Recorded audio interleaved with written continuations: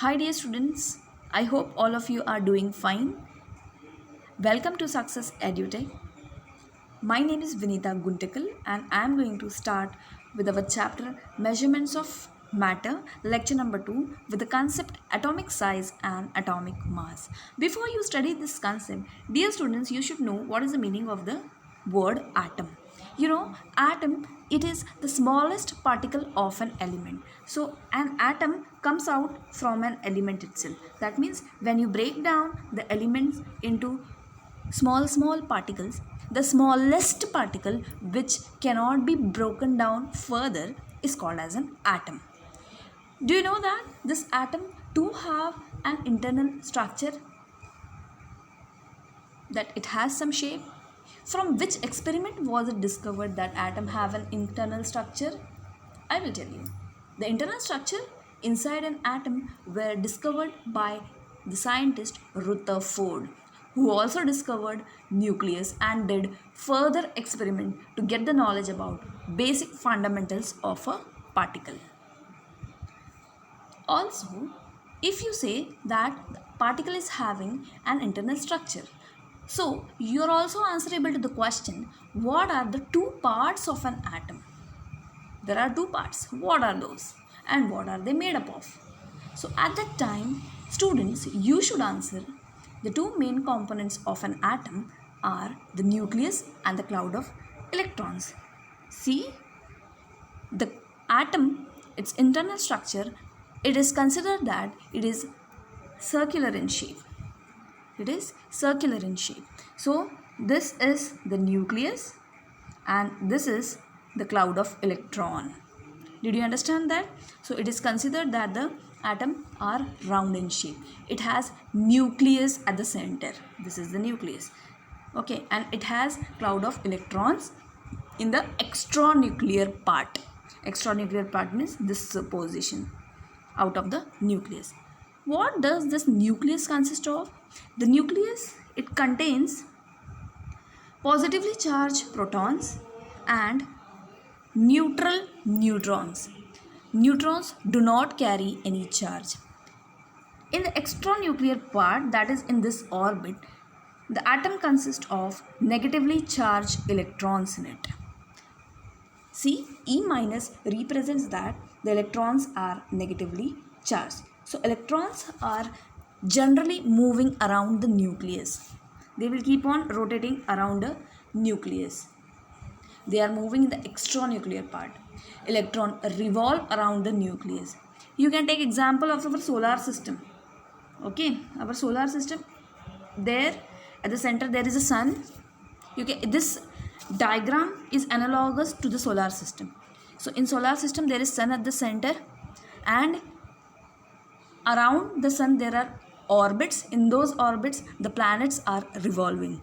In the similar way, there is a nucleus and in the extranuclear part there will be more than one orbit, and in those orbits electrons are revolving around the nucleus. So you can say that our solar system is an analogous to this orbital system. Okay, so the electrons are very important because they are the one which decides the atomic number, the atomic mass and the atomic size. So you can see that an atom has parameters like size, mass and valency. Okay, so let us proceed further with this topic, and shall we start with size of an atom? What is the size of an atom? So as I said you, the electrons itself is the important part which will tell you about what is the size of an atom. How? See, the size of an atom is determined by its radius. Okay, since we have considered that atom is circular in shape, obviously the radius will be like this, from the center till the outermost orbit. So for this example, it has only one outermost orbit. So the atomic radius of an isolated atom is the distance between the nucleus of an atom and its outermost orbit. Suppose if it is having two orbits, so at the time you will consider that this is the distance, this is the radius. So atomic radius, the atoms are very tiny particle. They are not visible with the naked I. So you can't even imagine that you will be able to read its radius. The radius are expressed in nanometers. Nanometers, do you understand? It is in 10 power minus 9. 10 power minus 9 means it is very, very, very tiny. Very, very, very tiny. 0.0000001. 8 times 0 and 1. So 10 raised to minus 9 comes out to be very much nearer to the zero value, so it's not possible to measure the radius with the naked eye, and it's not possible to see the atom with the naked eye. Atomic radius, did you understand? It is the distance between the center and the outermost orbit. So this decides the size of an atom. Let me tell you, see here you can clearly see the structure of a carbon atom. There is a carbon atom present over here. So can you see that at the center there is a nucleus? At the center there is a nucleus and there are a cloud of electrons around it. In the extranuclear part there are two orbits for this element carbon.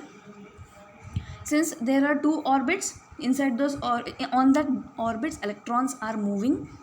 There are total 1 2 3 4 5 6 protons and 6 neutrons, also 6 electrons revolving around the nucleus. So nucleus has the protons and the neutrons, whereas in the extranuclear part you can see the electrons revolving. Okay, you have also an image of an atom seen through a field ion microscope of iridium atom.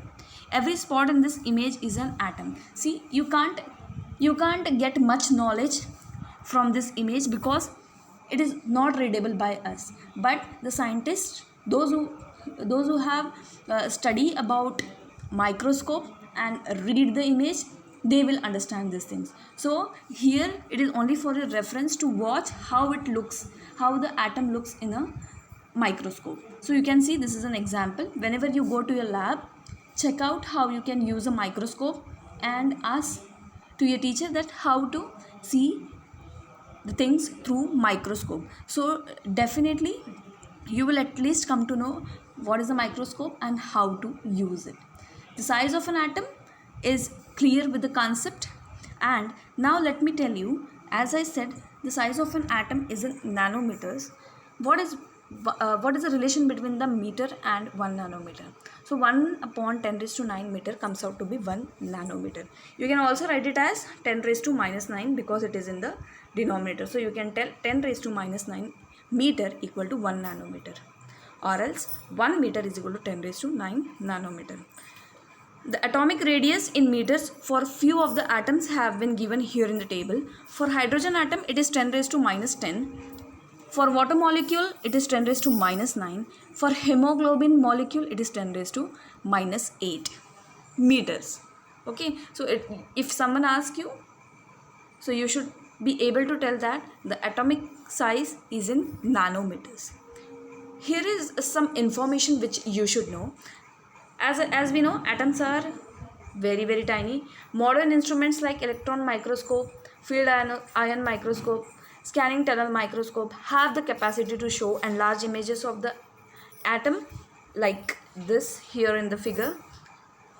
This shows the enlarged image of the atom. The atomic size, it always depends upon the number of electrons in the orbit. Of course, more the number of electrons, more the number of orbits, and the radius will obviously increase.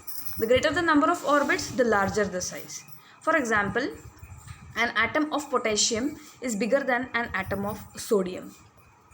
Then, if two atoms have the same outermost orbit, then the atoms having the larger number of electrons in the outermost orbit is smaller than the one having fewer electrons in the same outermost orbit. For example, an atom of magnesium is smaller than an atom of sodium. See, here they are saying that as a greater the number of orbit, the larger will be the size. So potassium, what is the atomic number for potassium? You can check out in this table. It is 19, whereas for sodium it is 11. So which is having the greater atomic number? That means it is having more number of electrons. So if the number of electrons are more, obviously the size of the atom will be more as compared to sodium. So when you compare sodium and potassium, sodium will have greater atomic size. Now coming on towards the next part, which is the comparison of magnesium and sodium. So can you see here, the magnesium is having more number of electrons, whereas the sodium, it is having less number of electrons. So but see here, the atomic size goes on increasing. This way the atomic size goes on decreasing. Why? Because the elements which belong to the third row have same number of outermost orbit. So when they have same number of outermost orbits, the number of electron in the outermost shell will be more. Since the number of electrons will be more, the attraction with the nucleus will be more, and hence if the electrons are getting attracted to the nucleus more, the size will shrink. So here the size will keep on shrinking, and even though if the atomic number is increasing, the atomic size will decrease this way and the atomic size will increase this way. See, you can see here clearly in the figure that the atomic size is increasing this way, the atomic size is decreasing in this way. Why? Though the number of electrons are increasing here, but since all of them will have same number of orbits in them, the number of electron will go on increasing. As the number of electron will go on increasing, the attraction with the nucleus increases and the atom shrinks. So the reason the atomic size decreases, whereas here the atomic size will increase. So coming on towards next part, which is a mass of an atom. The mass of an atom, how to define that? It is concentrated in the nucleus itself, and it is due to the protons and the neutrons in it. As I said, the nucleus consists of what? The nucleus consists of protons, positive protons, and neutrons which do not carry any charge in it. So the mass of an atom is concentrated here in the nucleus part. So I will just draw the nucleus. Here it is P plus and N. Okay, this is the nucleus. Inside the nucleus there are P plus atoms, P plus charge and neutral charge, and there, suppose nucleus is not such a big size, but still for you to become it visible I have drawn it. So number P plus N, that means addition of protons and neutrons in the atomic nucleus is called the atomic mass number. So atomic size is given by the atomic radius, atomic mass is given by the protons plus neutrons. That's it. So protons and neutrons are together called nucleons. So nucleons, the count of the nucleons will give you the mass of an atom. Can you see here in the table there are few elements given, right? And the atomic mass of those elements are given. They are asking the atomic mass of oxygen, aluminium, sodium, they have not given, phosphorus, argon, potassium. So you can just refer this periodic table. Can you see here there is a periodic table? In the periodic table everything is written over here. See the number which is at the top of the element, like for lithium, if it is 3 at the top, that is atomic number, and whereas at the bottom 6.941 is written, that is the atomic mass, that means protons plus neutron. So now let us verify it. See, if they ask for lithium, it is 7 over here, whereas in the periodic table for lithium it is 6.9, so it is rounded off to 7. You can also check it for magnesium. Let us see for magnesium, where is Mg in the table? Can you find it out? See, here it is a manganese, and you can find out here it is a magnesium. For magnesium, if someone asks you atomic number, you should say that it is 12. When someone asks you atomic mass, you should say that it is 24. See the numbers written below. So I have given the periodic table for you to refer. So it comes out to be 24. So let us verify. Magnesium equal to 24. Okay. So now when they ask about oxygen, so your answer will be, for oxygen it comes out to be atomic number as 8, but atomic mass number as 15.9, which you should write it as 16. Okay, so in this way you can just fill up the table and find out what is atomic mass of an atom. Now, as we already said that atoms are very tiny, there is some information given over here which is not much important as per the exam point of view, but you should know that how to determine its mass. Already we know that it is P plus N, protons plus neutron, but now it is very much clear that it is P plus N. But in between, when it was not clear to the scientists how to calculate the atomic mass in the 19th century, they measured the atomic mass very accurately.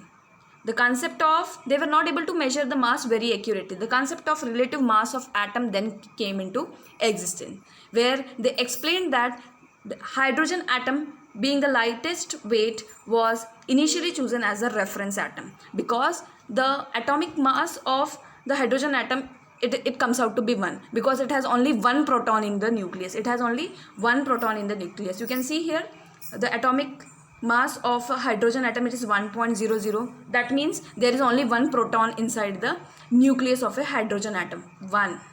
Okay, so that was taken as a reference atom. Using that, the relative mass, atomic mass of the other elements was calculated. Then let us see how to express the relative mass of a nitrogen atom. See, the atomic mass was considered to be P plus N. When they use hydrogen atom in comparison with the other atoms, they came to know that atomic mass number has to be taken as P plus N only. So let us see how to express the relative mass of a nitrogen atom. Having accepted the relative mass of a hydrogen as 1, compare hydrogen and nitrogen then. So see, nitrogen, where you can see where is a nitrogen atom here, it is 14.00. So you can take it that it is 14. But we have to verify now. The mass of a nitrogen atom is 14 times that of the hydrogen atom, because here it is 1, here it is 14. So you can say nitrogen is 14 times as compared to the hydrogen. Therefore, the relative mass of a nitrogen atom is 14. This is how the relative atomic mass of a various elements were determined. So in short, P plus N you have to remember. Though the scientists have carried out many experiments, that is okay, but now the conclusion is P plus N. Similarly, the carbon atom, see here, where is the carbon atom, you can find it out. Carbon atom, it is having 12, so you can say that the carbon atom is 12 times that of the hydrogen atom. So the carbon atom was accepted as 12.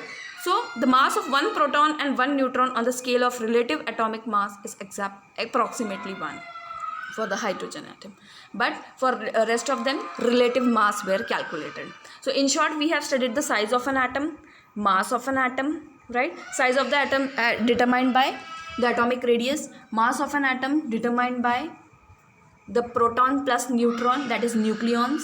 The atomic mass is denoted by the letter A, this you should know, and the atomic mass number by letter Z. Look into the periodic table. The top one is atomic number, the below point in decimal points they have written, that is atomic mass. That is all for today. Thank you.